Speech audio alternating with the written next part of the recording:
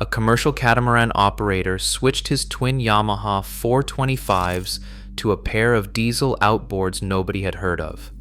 Over the next 4 years, he saved $500,000 in fuel. A charter operator running a single vessel cut his fuel bill by $150,000 a year.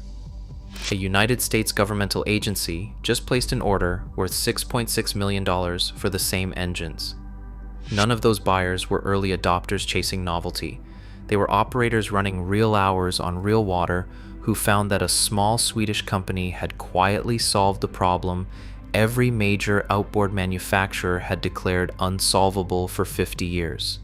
Here's what they built, why the industry said it was impossible, and why the numbers coming out of commercial fleets are getting impossible to ignore. To understand why a diesel outboard was supposed to be impossible, you need to understand what the major manufacturers were building for half a century. The vertical outboard layout, power head above the waterline, long drive shaft running down to the propeller below, was engineered around gasoline engines from the start. Gasoline engines are light and run at high RPM, which made them perfectly compatible with that packaging. Diesel engines are heavier, produce most of their power at low RPM, generate significantly more torque than gasoline architectures can match, and require different cooling and exhaust geometry to function correctly. The vertical outboard format was incompatible with diesel architecture. Every major manufacturer ran the numbers, found the same conclusion, and moved on. If you wanted diesel propulsion, the industry told you, you put it inside the hull. That answer stood for 50 years. The customers who needed a different answer were real and well-defined. Military fleets needed single-fuel logistics, diesel trucks, diesel generators, diesel boats. Commercial fishing vessels needed the torque to haul nets and the range to reach distant grounds. Offshore wind farm support boats needed engine platforms that could handle 24-hour duty cycles without rebuilds. Patrol and rescue operations needed reliability that gasoline platforms at high hours could not consistently deliver.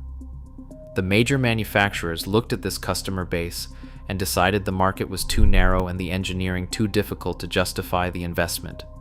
That left the door open. OXE Marine, founded in Ängelholm, Sweden in 2012, walked through it. The company name comes from the Swedish word for ox, and the engineering approach was correspondingly stubborn.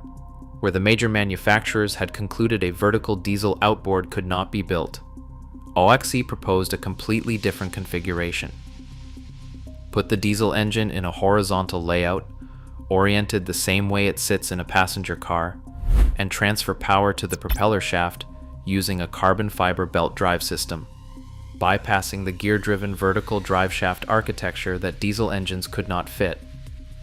Build the outboard around the engine, instead of forcing the engine into a layout designed for something else. The first OXE diesel outboard reached production in 2014. The diesel outboard category the industry had called impossible had a working product. The performance data that followed was not incremental. A modern 300 horsepower gasoline outboard burns between 23 and 25 gallons per hour at wide open throttle.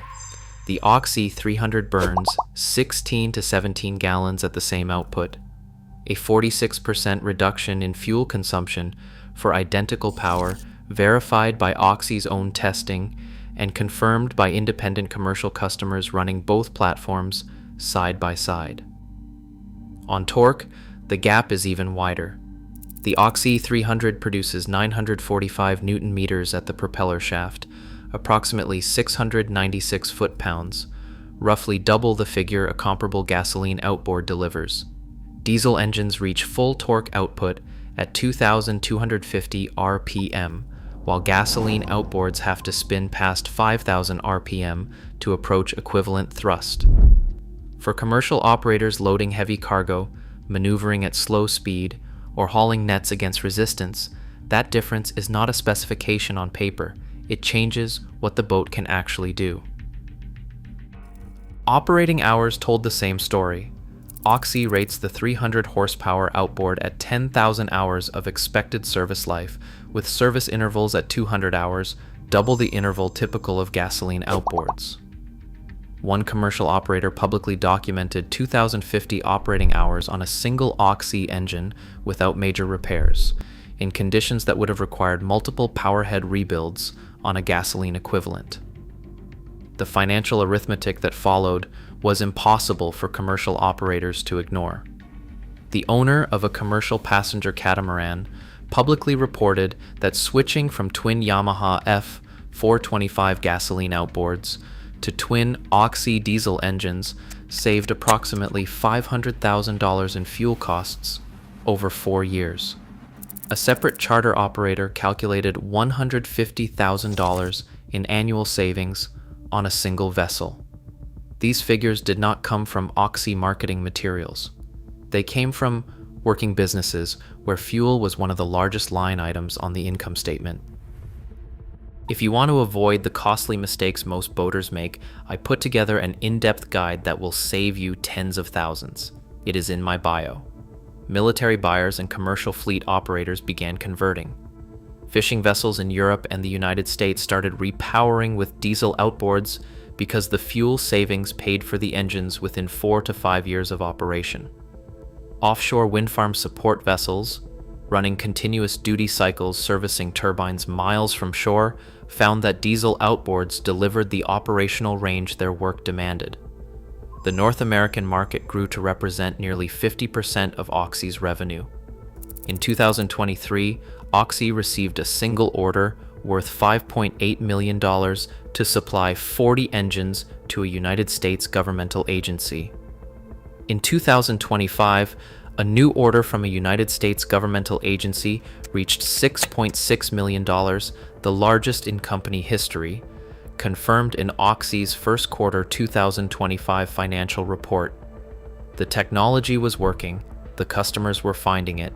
The company's Q1 2025 revenue reached the highest level of propulsion sales in a single quarter in company history, up 65% year over year for the propulsion segment. The business reality underneath that growth has been more complicated. A new OXE 300 retails for approximately $60,800 in the United States. A Yamaha F300 retails for approximately $25,500. That $35,000 premium makes perfect financial sense for a commercial operator running 1,000 hours per year, because the fuel savings cover the difference within 4 years. It does not make sense for a recreational boater running 100 hours per year who would need roughly 9 years to break even in a typical ownership cycle. The engine also weighs 871 pounds in its standard configuration, compared to 551 pounds for the Yamaha equivalent, a 320-pound difference that becomes significant on recreational hulls not designed to carry the additional weight. The dealer network, compared to Yamaha and Mercury's established coast-to-coast infrastructure, is narrower and concentrated in commercial marine markets. These three constraints, price, weight, and service availability, have kept the diesel outboard in a commercially viable but structurally limited market segment. 3 pressures are now building that may force that calculation to change. The first is fuel. Marine gasoline prices have trended upward consistently over the past decade, and the operational hour threshold at which diesel economics become compelling for non-commercial operators is lower now than at any previous point in the category's history. Recreational boaters running larger vessels on extended trips are increasingly reaching break-even points that once belonged only to commercial fleets. The second is emissions regulation. OXE's own testing documents a 92% reduction in carbon dioxide emissions when running the OXE 300 on HVO 100 renewable diesel compared to a gasoline equivalent. As European and California marine emissions regulations tighten, that regulatory advantage shifts from a technical footnote to a real purchasing factor. The third is operational range. A diesel outboard extends range by approximately 87% on the same fuel volume as a gasoline equivalent. For offshore anglers and long-range cruising vessels dealing with limited fuel availability, that is not an efficiency statistic. It fundamentally changes where the boat can go. Each of these 3 pressures is independent of the others, and each is intensifying.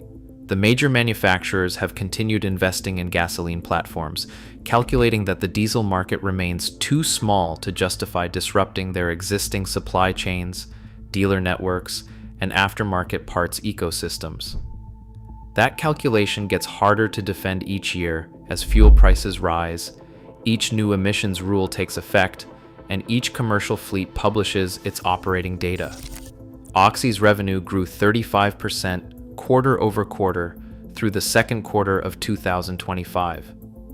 The pattern of industry transitions in marine propulsion, from two-stroke to four-stroke, from mechanical to electronic fuel injection, from stern drive to outboard, has followed the same sequence every time. A smaller company proves the technology at the edges of the market. The economics gradually extend toward the center. The incumbents eventually follow. The engine that every major manufacturer said was impossible reached a US government order worth $6.6 million in 2025 and is posting its strongest quarterly revenue figures in company history. Whether Yamaha or Mercury eventually acquires that technology, builds their own, or continues to cede the segment to the company that solved the problem they walked away from, is the question the next decade of outboard propulsion will answer.